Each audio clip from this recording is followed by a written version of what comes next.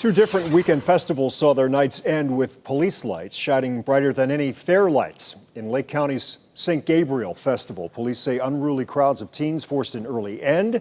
And in Summit County, the crowd at the Macedonia Summerfest heard gunshots. In both cases, arrests have been made. So we bring in News 5's Clay Lepard to talk about what's becoming a growing problem at these kinds of events.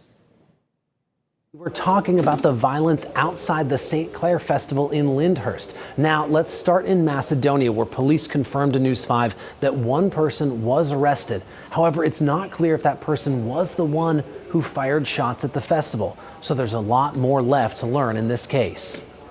Hiding behind the pillars at the rec center.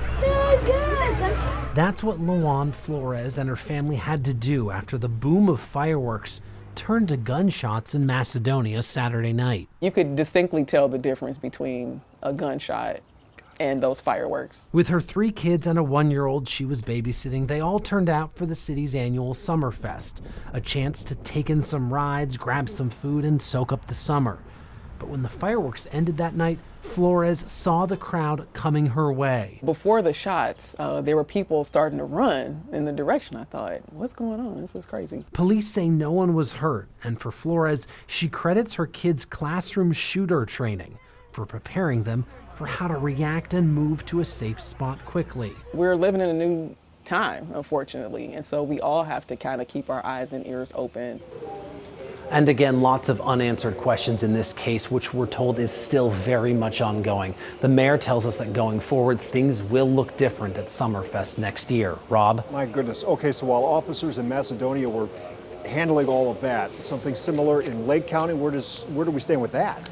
Rob, deputies in Lake County say every single person they cited, arrested, or even identified did not come from Lake County. They say all the problems came from teenagers coming in from Cuyahoga County.